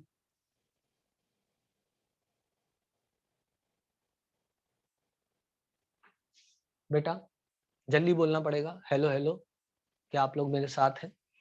इसमें यदि प्रेशर बढ़ाया तो रिएक्शन बैकवर्ड जाएगी, because reaction moves in that direction जहां पर नंबर ऑफ मोल्स कम होते हैं। तो reaction moves in backward direction, पीछे की डायरेक्शन में जाएगी, तो बैकवर्ड, तो बैकवर्ड। अच्छा, इधर कहां जाएगी बेटा? 2HI की भी S2 प्लस I2, इधर किधर जाएगी? जल्दी बोलो, किधर जाएगी? नोवेयर, नोवेयर, ना अग्गू ना पीछू। ठीक, इधर कहां जाएगी बेटा? पीछे के आगे प्रेशर बढ़ाने पे obviously the reaction will move in the forward direction. Clear है बेटा? ये वो स्ट्रेट फॉरवर्ड क्वेश्चन है जो एग्जाम में आता है, स्ट्रेट फॉरवर्ड क्वेश्चन है जो एग्जाम में आता है, वो वाला है। तो मैंने आपको ये इसलिए बताया, कहीं ऐसा ना हो बड़े बड़े क्वेश्चन के चक्कर में आप ये वाला निपटा दो। ये मोस्ट इंपॉर्टेंट है एग्जाम पॉइंट ऑफ व्यू से। वो ली चैटलर्स प्रिंसिपल सही में समझ में आया कि नहीं आया उसके लिए इंपॉर्टेंट है, और एग्जाम में ये वाला ज्यादा ना, इसलिए मैंने एग्जाम का क्वेश्चन भी आपसे कवर कर लिया, एनसीईआरटी छाप। ठीक है बेटा, चलो अब आगे बढ़ते हैं बच्चों। मैं इसको मिटा दूं यदि आप लोग कहें? यस, आई शैल मिटाउ दिस नाउ। अब बेटा ये भी टॉपिक खत्म हो गया। ली चैटलर्स प्रिंसिपल में टेम्परेचर वाला पहले ही डिस्कस हो गया। एंडोथर्मिक है तो रिएक्शन टेम्परेचर बढ़ाने पे फॉरवर्ड डायरेक्शन में जाएगी, और यदि एंडोथर्मिक है टेम्परेचर घटाने पे रिएक्शन बैकवर्ड डायरेक्शन में जाएगी। एक्सोथर्मिक है तो टेम्परेचर घटाने पे रिएक्शन फॉरवर्ड डायरेक्शन में जाएगी, और एक्सोथर्मिक है तो टेम्परेचर बढ़ाने पे रिएक्शन बैकवर्ड डायरेक्शन में जाएगी। मैथमेटिक्स से भी समझा दिया था, ट्रिक से भी समझा दिया था। एक ही बात यूज करनी है, एंडोथर्मा, जो थर्मा को अंदर करके आगे बढ़े उसको बोलते हैं एंडोथर्मिक रिएक्शन, उसका रिवर्स एक्सोथर्मिक रिएक्शन। ठीक, एक रिएक्शन जो फॉरवर्ड डायरेक्शन में एंडो है वो बैकवर्ड डायरेक्शन में एक्सो है। इनके आधार पे आप कोई भी आंसर निकाल सकते हो, एंडो और एक्सो वाला। तो प्रेशर का हो गया बेटा, वॉल्यूम का हो गया। वॉल्यूम चेंज करने पर क्या होगा? यदि वॉल्यूम चेंज किया जाए तो रिएक्शन किस दिशा में जाएगी, वो अपन सोच सकते हैं, उसमें कोई बड़ी बात नहीं है। ठीक है ना? और रिएक्टेंट मिलाएं तो क्या होता है, प्रोडक्ट मिलाएं तो क्या होता है, ये सारी बातें सबको हो गई है ना। अब जब जहां पे सॉलिड इन्वॉल्व होते हैं वहां पे क्या होता है वो भी अपन बात कर सकते हैं। फॉर एग्जांपल मान लो मेरे पास NaNO3 है और मैंने बनाया NaNO2, करेक्ट है, और बन गया हाफ O2। अब इस रिएक्शन में मान लो मैंने क्या किया, O2 को इन्फ्यूज कर दिया। मान लो बाहर से O2 को इन्फ्यूज कर दिया। So what will be the change in concentration of O2, NaNO2 and NaNO3 once again when the equilibrium is established? जल्दी बोलो बेटा, what will be the change in concentration of NaNO3, NaNO2 and O2 when once again the equilibrium is established? बढ़ेगा, घटेगा? O2 पे क्या फर्क पड़ेगा बेटा? हाँ ना बोलना पड़ेगा। बताओ बेटा, O2 पे क्या फर्क पड़ेगा? O2 को बढ़ाया गया, O2 के कंसंट्रेशन पर क्या फर्क पड़ेगा? Remains constant. चलो, थैंक गॉड कि आपने आंसर दे दिया, रिमेन्स कांस्टेंट, क्योंकि ये अकेला गैस है यार, ये भी सॉलिड है ये भी सॉलिड। अरे सोडियम जहां लग जाए सॉलिड ही होगा यार, आयनिक कंपाउंड ही तो जनरेट करता है, और ये वाला गैस है। ठीक है, इसके कंसंट्रेशन पे क्या फर्क पड़ेगा? इसके कंसंट्रेशन पे क्या फर्क पड़ेगा? सेम। इसके कंसंट्रेशन सेम, सारे के सारे कंसंट्रेशन सेम रहेंगे। अब मैं और इंटरेस्टिंग क्वेश्चन आपसे पूछता हूँ। मैं आपसे पूछता हूँ, what will be the affect on weight of, what will be the effect on weight of O2, NaNO2 and NaNO3? What will be the effect on weight of O2? मतलब पहले concentration वही है, मान लिया कंसंट्रेशन वही है, wait पे क्या फर्क पड़ेगा? O2 के, NaNO2 के और NaNO3 के मास पे क्या फर्क पड़ेगा? What will be the effect on the mass of O2 after the equilibrium is re-established? सुनो मेरी बात को ध्यान से। O2 का मास चेंज नहीं होगा, O2 का मास वही रहेगा जो था। What about NaNO2? NaNO2 का मास क्या होगा बेटा पहले की तुलना में? सेम रहेगा कि कम हो जाएगा कि बढ़ जाएगा? ओके, NaNO2 का मास कम हो जाएगा बेटा। अरे मेरे भाई, जो O2 बाहर से मिलाई है, जो O2 बाहर से मिलाई है वो कंज्यूम हुई है ना यार। मान ले 2 मोल तूने O2 के डाले, उसके बाद भी 2 ही मोल मिल रहे हैं, तो वो 2 मोल क्यों मिल रहे हैं? क्योंकि वो 2 मोल इसके साथ रिएक्ट करके ये बना रहे हैं। इसका कंसंट्रेशन नहीं बदल रहा है क्योंकि डेंसिटी चेंज नहीं हो रही है। ओहो, लेकिन मास तो बदल रहा है ना, मास तो बदल रहा है ना मेरे भाई। डेंसिटी चेंज नहीं हो रही क्योंकि जितना मास चेंज हो रहा है उतना ही वॉल्यूम चेंज हो रहा है। अरे बात समझ में आ रही है कि नहीं आ रही मेरे भाई? तो वो ये पूछ रहा है आपसे कि कंसंट्रेशन नहीं आया सर। नंदिनी सोच बेटा, ये O2 इधर था, मान ले पहले तेरे पास 2 मोल था, ठीक है, ये भी 2 मोल था, ये भी 2 मोल था, मैंने मान लिया, ठीक है, ये 2 मोल मतलब इसका वेट लगा लो 23 प्लस जो भी इसका वेट आ रहा हो। अरे बेटा समझ गई ना बात को, इसका कोई वेट होगा, NaNO2 का कोई वेट होगा, 14 प्लस 32 प्लस 23 कौन गणित लगाए, इधर भी गणित लगा ले, कोई वेट होगा, ठीक बेटा। अब तूने इधर क्या किया, 2 मोल O2 और ठूस दिया। जब 2 मोल O2 और ठूसा मतलब तूने 32 ग्राम 64 ग्राम O2 ठूस दिया। तो जब तूने इधर 64 ग्राम O2 डाला तो वो बाद में भी तो 64 ग्राम ही बचा क्योंकि इसका कंसंट्रेशन चेंज नहीं हो रहा। इसका कंसंट्रेशन चेंज नहीं हो रहा तो बाद में भी तो 64 ग्राम O2 ही बचा, मतलब 64 ग्राम O2 कंज्यूम हुआ ना बेटा। तो कंज्यूम कैसे हुआ? इससे रिएक्ट करके ये बना ना। तो वो 64 ग्राम O2 क्या इसको नहीं खा जाएगा? इसको खा जाएगा ना बच्चे, इसको खा जाएगा ना बेटा, तो ये बना देगा ना। तो वेट इनके बढ़ेंगे, मास बढ़ेंगे, कंसंट्रेशन नहीं बढ़ेगा क्योंकि कंसंट्रेशन सॉलिड का 1 ही होता है। जितना सॉलिड में मास बढ़ता है उसी प्रोपोर्शन में वॉल्यूम भी बढ़ जाता है, या जितना मास घटता है उसी प्रोपोर्शन में वॉल्यूम भी घट जाता है, इसलिए density remains the same. I hope so मेरी बात समझ में आ गई। एग्जामिनर घुमाना चाहे तो बहुत घुमा सकता है आप लोग को ली-चैटलर्स प्रिंसिपल में। आई होप सो ये बात सबको क्लियर है, किसी कोई दिक्कत कोई परेशानी नहीं है। Very nice. अब यही वाली बात बेटा इधर भी लागू होती है, CaCO3 give cow plus CO2, ठीक है ना। अब वो यही सवाल आपसे पूछ सकता है कि यदि मैंने जो है वो CO2 के कंसंट्रेशन को ऐड किया, मतलब CO2 को ऐड किया, तो ऐड करने के बाद एक बार फिर से इक्विलिब्रियम एस्टेब्लिश हुआ, तो काउ के वेट पे क्या फर्क पड़ेगा और कैल्शियम कार्बोनेट के मास पे क्या फर्क पड़ेगा? तो कैल्शियम ऑक्साइड का मास गिर जाएगा और कैल्शियम कार्बोनेट का मास बढ़ जाएगा, लेकिन कंसंट्रेशन वही रहेंगे जो पहले थे। आई होप सो बात क्लियर है, ठीक बेटा। अब कुछ आप फिजिकल इक्विलिब्रियम आपने सुने होंगे, गैसेस के केस में, आइस के केस में, है ना, इन सब में फिजिकल इक्विलिब्रियम भी लगते हैं। ये तो आपको समझ में आ गया, प्रेशर टेम्परेचर सब चीजें मैंने आपको समझा दी है, जितना नीट में आता है उसके हिसाब से खूब समझा दिया मैंने आपको, ठीक। हेबर फेबर प्रोसेस में वो सब पूछ लेते हैं कि N2 + 3H2, ये मैं बताता नहीं आपको, इसलिए बता रहा हूँ कि एग्जैक्ट क्वेश्चन नीट में आ सकता है। वो पूछेगा बताओ इसकी कंडीशन क्या होती है, अमोनिया के बनने की कंडीशन क्या होती है। तो ये रिएक्शन एक्सोथर्मिक होती है, इसका डेल्टा H नेगेटिव होता है और इसका डेल्टा Ng जो है वो भी नेगेटिव है। तो बेटा प्रेशर बढ़ाओगे तो रिएक्शन वहां जाएगी जहां नंबर ऑफ मोल्स क्या होते हैं, कम होते हैं, तो फॉरवर्ड डायरेक्शन में चली जाएगी, तो रिएक्शन फॉरवर्ड डायरेक्शन में चली जाएगी। तो प्रेशर बढ़ाओ और टेम्परेचर घटाओ, क्योंकि टेम्परेचर घटाने पे रिएक्शन वहां जाती है, एक्सोथर्मिक की दिशा में जाती है, उसकी फॉरवर्ड डायरेक्शन एक्सोथर्मिक है। तो टेम्परेचर कम करो और प्रेशर को बढ़ाओ, लेकिन टेम्परेचर ऑप्टिमम टेम्परेचर से कम नहीं होना चाहिए। यदि टेम्परेचर ऑप्टिमम टेम्परेचर 700 केल्विन से कम हुआ तो रिएक्शन की रेट गिर जाएगी भाई। आई होप सो सबको बात समझ में आ गई होगी, ठीक। अब मैं आपको एडिशन ऑफ इनर्ट गैसेस पढ़ाता हूँ इक्विलिब्रियम में कैसे देखते हैं अपन। एडिशन ऑफ इनर्ट गैस देखते हैं इक्विलिब्रियम में किस तरह से। मिटा दूं इसको बेटा मैं, चले ओके। अब आता है बेटा एडिशन ऑफ इनर्ट गैस। अब सोचो यदि मान लो मेरे पास ये गुब्बारा है, समझने की बात है ना, समझने की बात है, और कांस्टेंट प्रेशर और कोई इनर्ट गैस इसमें ऐड की गई, कोई इनर्ट गैस इसमें ऐड की गई, तो क्या होता है? पहले रटने वाली बात ये कि कांस्टेंट वॉल्यूम है तो कोई फर्क नहीं पड़ता, कांस्टेंट प्रेशर पे रिएक्शन उस दिशा में जाती है जहां नंबर ऑफ मोल ज्यादा होते हैं। ये दो रटने वाले सेंटेंस हो गए, उसके बाद समझा भी देता हूँ। दो रटने वाले सेंटेंस क्या हो गए? यदि कांस्टेंट वॉल्यूम है तो कोई फर्क नहीं पड़ता इनर्ट गैस के ऐड करने पर। यदि कांस्टेंट प्रेशर है तो रिएक्शन उधर जाती है जहां नंबर ऑफ मोल्स ज्यादा होते हैं।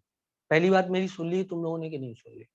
पहले तो एग्जाम निकालना है तो ये दो बातें याद होनी चाहिए, फिर लॉजिक लगा के एक एक बात समझा भी दूंगा। लेकिन पहली बात आपने याद की, इनर्ट गैस को यदि ऐड किया और वॉल्यूम कांस्टेंट है तो कोई फर्क नहीं पड़ेगा।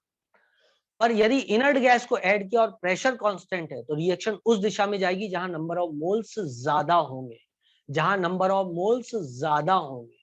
प्रेशर कांस्टेंट किया तो वहां जाएगी जहां नंबर ऑफ मोल ज्यादा होंगे।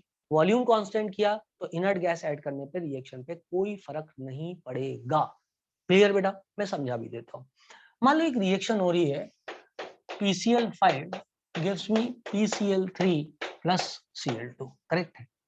तो इस रिएक्शन में क्या हो रहा है, एक तरफ PCl5 है गैस के रूप में, ये रहा PCl5 गैस के रूप में, ये रहा PCl3 गैस के रूप में, और ये रहा Cl2 गैस के रूप में। ठीक है, ये गैसेस मौजूद हैं एक कंटेनर के अंदर, एक कंटेनर के अंदर ये गैसेस मौजूद है, करेक्ट है बेटा? अब तूने अंदर इसके इनर्ट गैस डाल दी, N2 इसके अंदर डाल दिया, चलो हीलियम डाल देते हैं, हीलियम इसके अंदर डाल दिया, और तुमने वॉल्यूम में कोई चेंज नहीं किया, और तुमने वॉल्यूम में कोई चेंज नहीं किया। बताओ क्या पार्शियल प्रेशर बदल जाएगा इन गैसेस का? और भाई वॉल्यूम में तो कोई चेंज ही नहीं हुआ है, वॉल्यूम में तो कोई चेंज ही नहीं है, तो इसका मतलब आज भी वॉल्यूम वही है। उस गैस ने इस गैस से इंटरेक्ट नहीं किया, कोई बातें नहीं की, आज भी वो गैस की काइनेटिक एनर्जी वही है जो कि पहले थी, टेम्परेचर सेम है, तो गैस उतना ही धक्का मारती रहेगी पर यूनिट वॉल्यूम जितना पहले मार रही थी, तो partial pressure remains the same. मैं प्रैक्टिकली समझा रहा हूँ आपको, ठीक है ना? टोटल प्रेशर बदल गया होगा, वॉल्यूम कांस्टेंट है, हीलियम आया तो हीलियम का प्रेशर भी बदल गया, टोटल प्रेशर बदला, लेकिन रिएक्टिंग गैसेस के प्रेशर पे कोई फर्क नहीं पड़ा, मतलब एक्टिव मास पे तो कोई फर्क ही नहीं पड़ा। बोलो बेटा, क्या बात चमकी कि नहीं चमकी? एक्टिव मास पे कोई फर्क नहीं पड़ा, क्योंकि जो गैसेस PCl5, PCl3 और Cl2 है, इसका आज भी वॉल्यूम पर यूनिट एरिया वही है, उनकी काइनेटिक एनर्जी भी वही है, वो इंटरेक्ट भी नहीं कर रही। अब आपस में इनके कंसंट्रेशन बदल नहीं रहे क्योंकि इक्विलिब्रियम एस्टैब्लिश हो चुका है, तो जितने हैं ये 4, ये 3, ये 2, उतना ही बना रहेगा, वो भी नहीं बदल रहा है। हीलियम जो आया उसने इंटरेक्ट नहीं किया, ऐसा तो हुआ नहीं कि हीलियम आता और आगे PCl5 की पूंछ पकड़ के खींच देता और PCl5 कैसे हो तो उसका प्रेशर बदल जाता, वो तो होना नहीं है, आइडियल बिहेवियर है। तो इसका मतलब हीलियम बात नहीं कर रहा है तो कोई फर्क नहीं पड़ेगा। आई होप सो सबको बात समझ में आ गई होगी। तो इसलिए बेटा पार्शियल प्रेशर में कोई बदलाव नहीं आया। अच्छा, इनके मोल्स भी, हीलियम जब डाला तो इनके मोल्स तो वही बने रहे, क्योंकि ये आपस में अब अपने कंसंट्रेशन को बदलेंगे नहीं आपस में, जो कंसंट्रेशन बदलना था वो इक्विलिब्रियम एस्टैब्लिश हो गया, अब तो बदलेगा नहीं, और वॉल्यूम भी वही है, तो नंबर ऑफ मोल्स भी वही है, वॉल्यूम भी वही है, तो कंसंट्रेशन भी वही है, तो केसी की वैल्यू भी सेम रहेगी बेटा, केसी की वैल्यू भी नहीं बदलेगी। ऑल्दो पी टोटल बदलेगा, पी टोटल बदलेगा, लेकिन पार्शियल प्रेशर नहीं बदलेगा। अब कोई बच्चा पूछ सकता है सर क्या फालतू की बात कर रहे हो, पी टोटल बदल रहा है तो पार्शियल प्रेशर क्यों नहीं बदलेगा? अरे यार, number of moles of inert gas भी तो बदल गया ना पहले से, इनर्ट गैस तो पार्शियल प्रेशर पहले से वो मोल फ्रैक्शन की वैल्यू गिरेगी ना, तो मोल फ्रैक्शन की जिस टर्म में वैल्यू गिरेगी उसी टर्म में पी टोटल बढ़ेगा, and therefore final partial pressure will come out to the same. लेकिन उसमें फील नहीं है, वो मैथमेटिक्स है, फील इसमें है जो मैं तुम्हें बोर्ड पे दिखा रहा हूँ। गैसेस ने बातचीत नहीं की किसी से, जितनी थी उतनी रही, वॉल्यूम भी वही है तो पार्शियल प्रेशर वही रहेगा, कंसंट्रेशन वही रहेगा, इसलिए वॉल्यूम नहीं बदलने पर कोई चेंज नहीं आना। अब चलते हैं बेटा प्रेशर कांस्टेंट रहा, अब चलते हैं प्रेशर कांस्टेंट रहा। एक बात लॉजिकली सोचो कि आपने क्या किया, बाहर से गैसेस अंदर डाली, इनर्ट गैस अंदर डाली, इसके बावजूद प्रेशर कांस्टेंट है। ये तो तभी संभव है जब फुग्गे का वॉल्यूम बढ़ गया, बिना कंटेनर के वॉल्यूम के बढ़े ये बात तो संभव नहीं है बेटा, क्योंकि इनर्ट गैस आई, अब वो अपने हिस्से का असर मारेगी दीवारों पे, तो वो तो प्रेशर बदला, वो तो प्रेशर क्या हुआ है, प्रेशर, वो प्रेशर बदलना चाहिए था लेकिन प्रेशर इसके बावजूद नहीं बदला, इसका मतलब ये है फुग्गा फूल गया। वरना इनर्ट गैस के, क्योंकि इस केस में तो प्रेशर बदल गया था बेटा, इस केस में तो प्रेशर बढ़ गया था लेकिन वॉल्यूम कांस्टेंट, तो हमने वॉल्यूम कांस्टेंट के एंगल से इसको देखा है, करेक्ट है बेटा। अब इसका मतलब सेकंड केस में क्या रहा होगा, ये बड़ा हो गया होगा थोड़ा इनर्ट गैस के मिलाने से। अब सोच, अब ये जो 4 है वो बड़े एरिया पे अपना सर मार रहे हैं, मतलब ये पार्शियल प्रेशर गिरा बेटा, ये पार्शियल प्रेशर गिरा, अरे बोल बेटा गिरा कि नहीं गिरा? ये जो इतने छोटे एरिया पे अपना सर मार रहे थे आज इतने बड़े एरिया पे मार रहे हैं, मतलब इसका पार्शियल प्रेशर गिरा।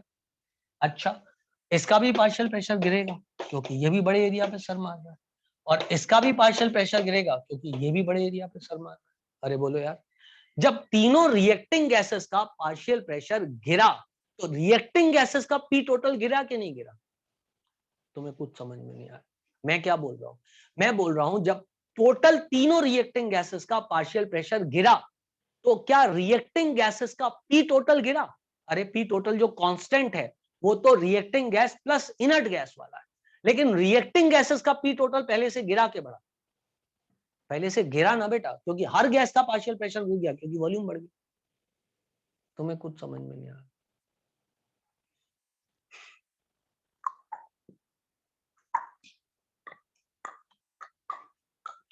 आया? एक कौस्तुभ को आ गया समझ में, बाकियों को भी आया कि नहीं आया? अरे फुग्गा फूला, थोड़ा थोड़ा आया, थोड़ा थोड़ा आया मतलब नहीं आया, सीधी बात है। थोड़ा थोड़ा आया का मतलब रोशनी होता है नहीं आया, ठीक है ना? मैं वापस समझाता हूँ। अरे सोच बेटा, पी टोटल कांस्टेंट रहा। कब पी टोटल कांस्टेंट रहा? ये पी टोटल कौन सा है? इसमें प्रेशर मिला हुआ है काय का? इनर्ट गैस का भी। तो तभी तो कांस्टेंट रहा ना प्रेशर, जबकि फुग्गा फूल गया। नहीं तो प्रेशर कैसे कांस्टेंट रहता? इनर्ट गैस अंदर ठूस दी, वॉल्यूम गुब्बारे का उतना ही रहा तो प्रेशर तो बढ़ जाता ना। प्रेशर कांस्टेंट रहा मतलब गुब्बारा फूल गया। अब जब गुब्बारा फूला तो इसका मतलब जो PCl5 अब बड़े एरिया पे अपने आप को थ्रस्ट कर रहा होगा ना, टेम्परेचर तो बदला नहीं, काइनेटिक एनर्जी तो आज भी है, PCl5 की वही है, PCl3 की वही है और Cl2 की वही है, तो काइनेटिक एनर्जी तो वही है, मतलब फोर्स तो वही है, लेकिन पर यूनिट एरिया बदल गया। मतलब पार्शियल प्रेशर इसका कम हुआ, इसका भी कम हुआ, इसका भी कम हुआ, मतलब रिएक्टिंग गैसेस का पार्शियल प्रेशर सबके गिरे, मतलब P total of reacting gases कम हुआ। रिएक्टिंग गैसेस का पी टोटल कम हो गया। मैं दो पी टोटल बोल रहा हूं, एक पी टोटल वो है जिसमें इनर्ट गैस का भी प्रेशर लिया हुआ है, और दूसरा पी टोटल कौन सा है? दूसरा पी टोटल वो है जिसमें इनर्ट गैस का नहीं लिया है, सिर्फ रिएक्टिंग गैस का लिया है। तो रिएक्टिंग गैसेस का पी टोटल पहले से गिर गया क्योंकि सभी रिएक्टिंग गैसेस का पार्शियल प्रेशर गिर गया। अब बेटा इससे ज्यादा नहीं समझा सकता, इसके बाद आपको बताना पड़ेगा आपको डाउट क्या है, क्योंकि हाँ रोशनी आ गया समझ में? ठीक है, चलो बहुत बढ़िया। अब सुनो मेरी बात को ढंग से। तो जब रिएक्टिंग गैसेस का पी टोटल गिरता है तो क्या रिएक्शन उस दिशा में जाती है जहां नंबर ऑफ मोल्स ज्यादा होते हैं? हमने पढ़ा है इक्विलिब्रियम में। तो रिएक्शन उस दिशा में जाती है जहां नंबर ऑफ मोल्स ज्यादा होते हैं, तो reaction will move in that direction where the number of moles are more. वैसे मैंने आपको दो ही सेंटेंस बताए थे। मैंने आपसे बोला था जब वॉल्यूम कांस्टेंट हो तो रिएक्शन फॉरवर्ड जाएगी ना बैकवर्ड जाएगी on addition of inert gases. और दूसरी बात मैंने आपसे बोली थी यदि प्रेशर कांस्टेंट है तो रिएक्शन वहां जाएगी जहां नंबर ऑफ मोल ज्यादा है। जिन्हें समझ में आ गया गुड, जिन्हें नहीं आया कोई दिक्कत नहीं है, आपको दो सेंटेंस याद होनी चाहिए बस। वॉल्यूम कांस्टेंट तो कुछ नहीं होगा, प्रेशर कांस्टेंट तो वहां जाना है जहां नंबर ऑफ मोल ज्यादा है। क्लियर है बेटा इतनी बात सब लोगों को? Okay done, okay done done, ठीक है ना? अब आता है इसका लास्ट एस्पेक्ट, और इसका लास्ट एस्पेक्ट क्या है वो समझो। बिठा दूं बेटा इसको मैं, यदि आप लोग कहें तो बिठा दूं। आपको बनाना है तो आप बना लो, आपकी इच्छा है, डू दैट।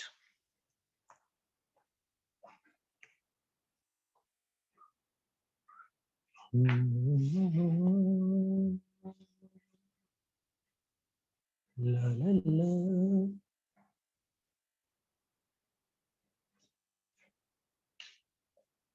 एक सेकंड आ रहा हूं।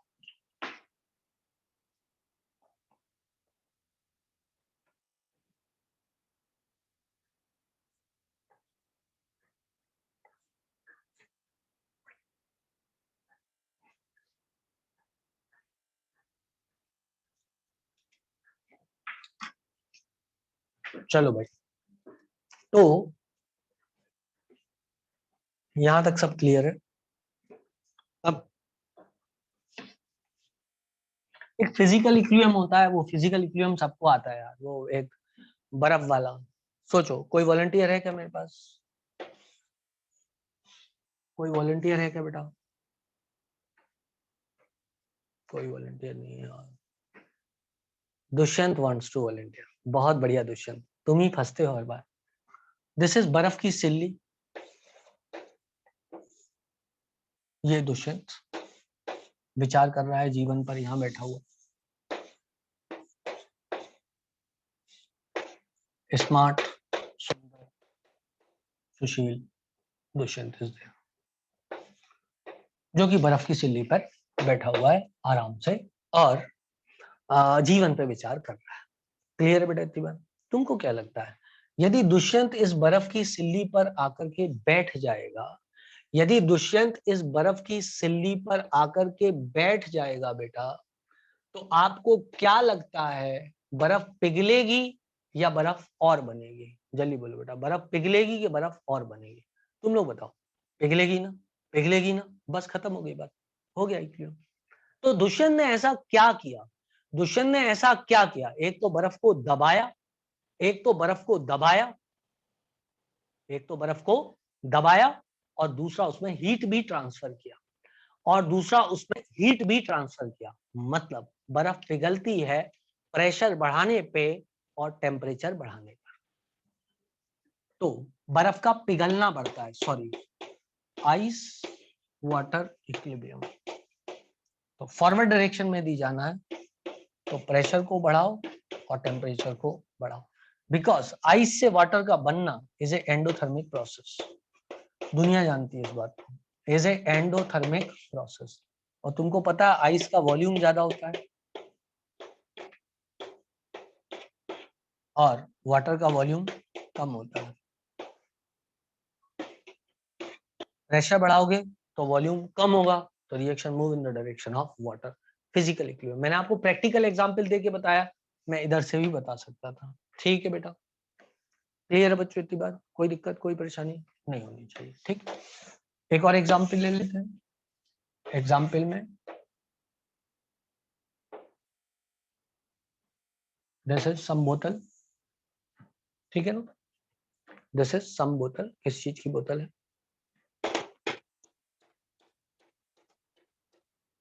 इसमें कोई लिक्विड भरा हुआ है, ठीक है बेटा, ठीक है बेटा। और आप चाह रहे हो कि इसके अंदर अपन गैसेस की सॉल्युबिलिटी को चेक करें।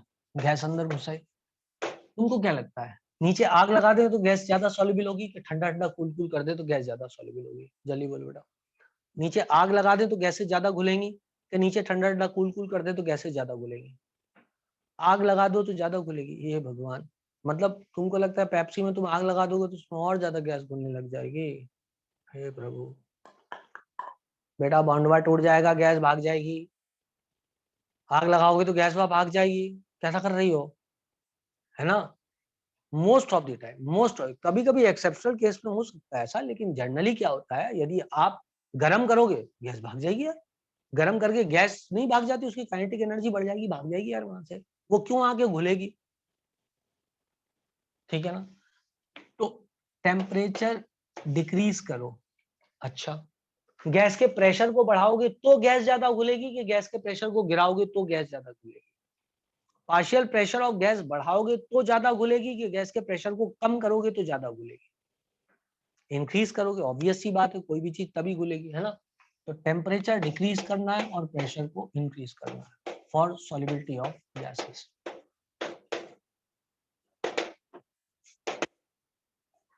मोस्ट ऑफ द टाइम ये करेक्ट है, पर फिर भी एग्जामिनर कंडीशन दे रहा है कोई ना कोई, तो उसके हिसाब से देख लेना कि गैस का घुलना एक्सोथर्मिक प्रोसेस है उसके हिसाब से कि एंडोथर्मिक प्रोसेस है।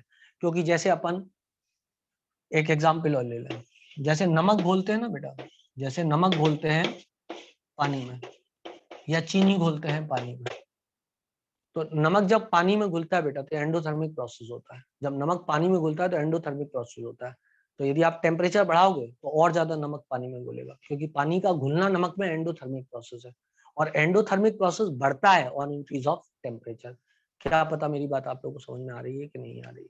आ रही है ना बेटा बात समझ में? किसी कोई दिक्कत कोई परेशानी कोई समस्या नहीं है ना? बस बेहतरीन, कर लो बेटा। चलो, इसके बाद में मैं आपको और कुछ ज्ञान देता हूं। ज्ञान की कोई कमी नहीं है हमारे पास, नहीं मुझे मजा नहीं आ रहा। मैं बस चेक कर रहा था, रिकॉर्डिंग में चेक कर लूंगा एक बार कब सुंदर दिख रहा था, मुझे यही चेक करना है बस। तुम लोगों से तो पूछ ही लिया मैंने, और मैं रिकॉर्डिंग में भी देख लूंगा कि चीज कब ज्यादा अच्छा व्यू आ रहा था। अब मैं अपने ओरिजिनल पे आ जाता हूँ, जिस ओरिजिनल में मैं आपको तब से पढ़ा रहा हूँ। शायद यही तुम लोगों को सबसे अच्छा लगता है। हाँ बेटा, हो गई? हो गई हो गई हो गई, बात समझ में आ गई तो आगे बढ़ जाऊं, लास्ट टॉपिक है बस। Okay done. इसके बाद एक रिएक्शन कोशेंट वाला टॉपिक आता है बेटा, क्यू। तो किसी रिएक्शन में यदि आपने क्यू निकाला, वो ऐसा होता है रिएक्शन कोशेंट, रिएक्शन कोशेंट। उसमें क्या होता है, कोई रिएक्शन का वो इक्विलिब्रियम एस्टेब्लिश, वो कंसंट्रेशन दे देता है किसी एक टाइम पे। मान लो उसने बोल दिया H2 + I2 gives me 2HI, और इसने बोला कि इसका 1, इसका 1 और इसका 1, और K की वैल्यू 50 और K की वैल्यू 50। तो बताओ रिएक्शन अभी फॉरवर्ड जाएगी कि बैकवर्ड जाएगी before the equilibrium is established. तो इसकी Q वैल्यू निकालो, सबके कंसंट्रेशन दिया ना, Q निकाल दो। तो 1 का स्क्वायर अपॉन 1 इंटू 1 बराबर 1। अच्छा बच्चे 1 देख के ही मान लेते हैं कि इक्विलिब्रियम आ गया। अबे कैसे इक्विलिब्रियम आ गया, 50 पे आ गया इक्विलिब्रियम, तो अभी रिएक्शन फॉरवर्ड जाएगी। अभी तो एक ही आया है, अभी तो एक ही आया, हमको तो 50 तक जाना है। अरे बोले यार अभी तो एक ही आया, हमको तो 50 तक जाना है। तो 50 तक जाना है तो रिएक्शन फॉरवर्ड जाएगी। अरे प्रोडक्ट बढ़ाओगे तभी ना के की वैल्यू बढ़ेगी, प्रोडक्ट बढ़ाओगे तभी ना क्यू की वैल्यू बढ़ेगी, और क्यू की वैल्यू को के की वैल्यू तक ले जाना है, तो प्रोडक्ट बढ़ाना है मतलब फॉरवर्ड जाना है। ठीक है ना। आई होप सो एक सवाल से बात समझ में आ गई, कोई और ज्यादा पैपे करने की जरूरत तो नहीं है ना। अब एग्जामिनर बस आपसे क्या कर सकता है, यहाँ कंसल्टेशन ना दे, तुमसे निकलवा ले या कुछ और, के की वैल्यू किसी और से निकलवा ले, है ना, के की वैल्यू किसी और वैल्यू से निकलवा ले, उसके बाद बोल दे H2I2 और 2HI की वैल्यू अब ये है, बताओ रिएक्शन फॉरवर्ड जाएगी बैकवर्ड जाएगी, ऐसे क्वेश्चन वो पूछ सकता है। ठीक है ना, हमें घबराने की जरूरत नहीं है, आपको बात पता होनी चाहिए। इफ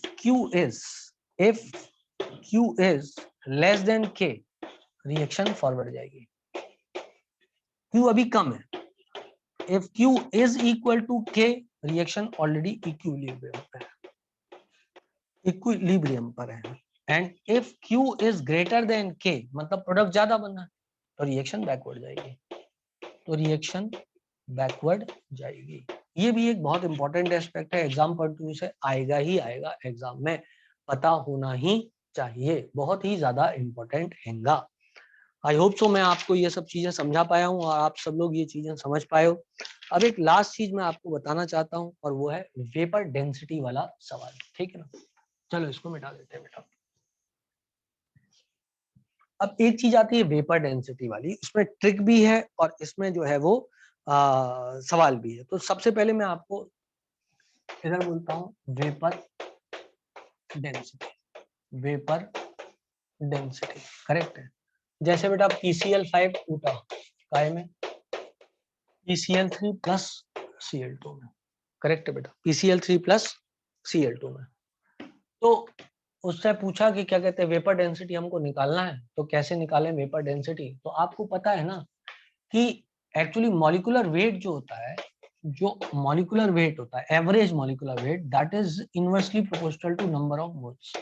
नंबर ऑफ मोल्स बढ़ते हैं ना तो एवरेज मॉलिक्यूलर वेट कम होता है। नंबर डिसोसिएशन होता है ना, जब डिसोसिएशन होगा तो नंबर ऑफ मोल बढ़ेंगे, नंबर ऑफ मोल बढ़ेंगे तो एवरेज मॉलिक्यूलर वेट कम होता है।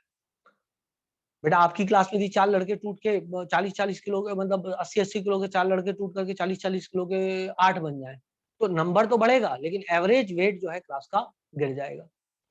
सो molecular weight is inversely proportional to, है ना, और मॉलिक्यूलर वेट की जगह 2 into वेपर डेंसिटी लिख सकता हूँ।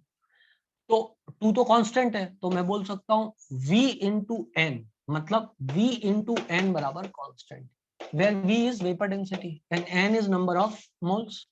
तो मैं बोल सकता हूँ V1N1 बराबर V2N2, ये फॉर्मूले का उपयोग कर सकता हूँ मैं, where V1 is initial vapor density, V2 is final vapor density, N1 is initial number of moles and N2 is final number of moles। मान लो टाइम t बराबर 0 पे इसके इनिशियल मोल 1 था, इसका 0, इसका 0।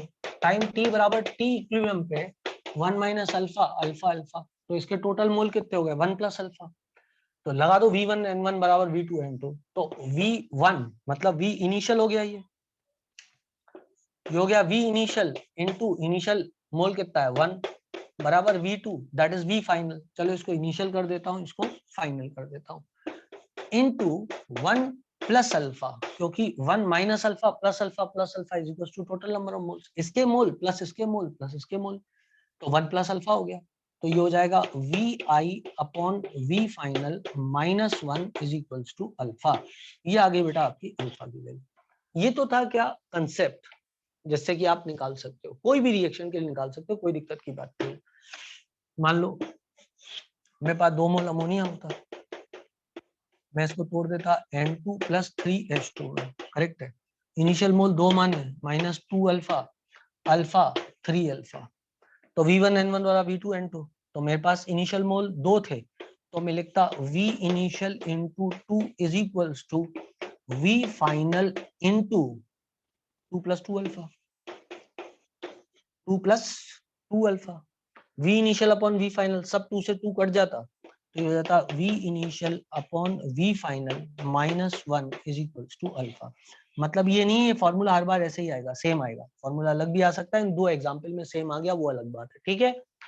अब आप यदि एग्जाम में अपने आप को दुखी नहीं करना चाहते हो, आपको कोई मतलब बहुत ज्यादा दुखी होने की जरूरत नहीं है, तो आप चाहो तो यहाँ पर एक जनरल रिएक्शन लिख देता हूँ और उसका जनरल फॉर्मूला बता देता हूँ। आप इसका जल्दी से स्क्रीनशॉट ले लो, टाइम होने वाला है, क्लास क्लोज करनी पड़ेगी, जल्दी से स्क्रीनशॉट ले लो और मैं आपको वो फॉर्मूला बता देता हूँ। ओके डन, ठीक है ना। चलो अब जब अपन को कुछ सोचना ही ना पड़े, तो वो क्या होता है, उसमें होता है एक रिएक्शन दी है उन्होंने, मान लो आपको रिएक्शन दी है that was N1A gives me N2B plus N2B plus N3C।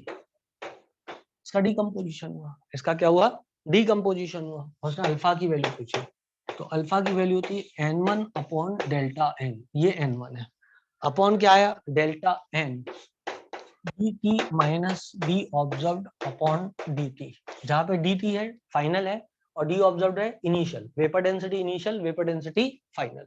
This is theoretical and this is observed, theoretical and this is observed, या उसको अपन बोलते हैं क्या, ये हो गई थ्योरेटिकल, थ्योरेटिकल होती है इनिशियल, और ये होगी वी फाइनल, ये होगी वी फाइनल। ऑब्जर्व्ड, ऑब्जर्व जो अपन करते हैं वो फाइनली ऑब्जर्व करते हैं ना, तो वो होगी, ये होगी फाइनल और ये होगी इनिशियल। सॉरी मैंने शायद पहले उल्टा बोल दिया था, ठीक। ऑब्जर्व मतलब जो अपन ऑब्जर्व कर रहे हैं, जो एक्सपेरिमेंटल है, ठीक है ना, वो होगी final.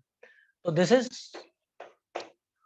Vapour density final and this is vapour density initial, correct है बेटा इतनी बात। फिर भी जहां तक नीट को मैं समझता हूँ, आप इसको याद करो, बहुत अच्छी बात है ये, लेकिन यदि आपको मान लो मेथड भी पता है तो भी काम बन जाएगा, तो भी काम बन जाएगा, कोई दिक्कत की बात नहीं होगी। क्या मेरी बात सबको समझ में आ गई है, किसी को कोई दिक्कत कोई परेशानी तो नहीं बेटा? आई होप सो सब लोगों ने बात को समझ लिया है, और टाइम भी हो गया है, तो नहीं टाइम अभी शायद 2-3 मिनट बचा हुआ है ना, हाँ हाँ टाइम 2-4 मिनट बचा हुआ है, तो पर मैंने टॉपिक आपको पूरा का पूरा करा दिया है। अब आपका काम ये देखो, सवालों का कोई एंड नहीं है बेटा, सवाल तो अनंत नंबर ऑफ सवाल है, ठीक है ना। तो आप अब प्रैक्टिस करें सवालों को, एक ही क्वेश्चन हो पाएगा दुष्यंत, यदि क्वेश्चन होगा भी बेटा तो, है ना, इससे ज्यादा नहीं हो पाएगा। चलो मैं कोशिश करता हूँ कोई अच्छा सा क्वेश्चन इस पे मेरे को मिल जाए तो, है ना, एक सेकंड रुको, मैं कोशिश करता कोई अच्छा सा क्वेश्चन मिलता है तो मैं तुमको कराया था, ठीक है ना। एक क्वेश्चन 84 नंबर का क्वेश्चन मॉड्यूल में दिया हुआ है, जो कि बच्चों से रिलेटिवली कम बनता है क्वेश्चन। उस क्वेश्चन में ऐसा दिया उन्होंने बोला है कि एक रिएक्शन के लिए उसने बोला है कि alpha is equals to D minus D upon n minus 1 D is correctly matched, जहां पे d है theoretical vapor density and d small d है observed vapor density, मतलब ये फाइनल और ये इनिशियल, ठीक है ना। और वो बोल रहा है ये किस इक्वेशन में एप्लीकेबल है। सो a gives me n by 2 b plus nc by 3 and a gives me nb by 3 plus 2n by 3 and to c, and a gives me n by 2b plus n by 4c and a gives me n by 2 plus c, ठीक है ना। अब ये वाला एक question है जो module में है 84 नंबर का क्वेश्चन। फिर भी मैं ये चाहता हूँ कि ये क्वेश्चन आप एक बार जरूर ट्राई करो। नेक्स्ट क्लास में मैं आपको इसका आंसर बता दूंगा, यदि आपसे नहीं बना तो। क्वेश्चन क्या है वो मैं आपको बता देता हूँ। क्वेश्चन है the equation alpha is equals to d minus g upon n minus 1 d is correctly matched for, जहां पर d क्या है, d है ऑब्जर्व्ड theoretical vapor density जो इनिशियल थी, और स्मॉल d है फाइनल वेपर डेंसिटी है। ठीक है बेटा, n-1। ठीक है दुष्यंत, आपका आंसर सही है बेटा।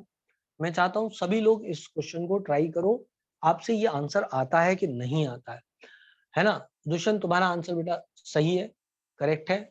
मैं आपको, ठीक है ना, बाकी बच्चों को भी ये वाला क्वेश्चन एक बार ट्राई कर लेना चाहिए कि उनका आंसर इस पे क्या आ रहा है। ठीक है ना बेटा, इसका आंसर दुष्यंत ने सही बताया है, लेकिन बाकी बच्चे भी इसको ट्राई करो। ये मॉड्यूल का 84 नंबर का क्वेश्चन है, यदि आपसे नहीं बना तो फिर मैं आपसे इस पे बात करूंगा। तब तक के लिए विराम लेते हैं।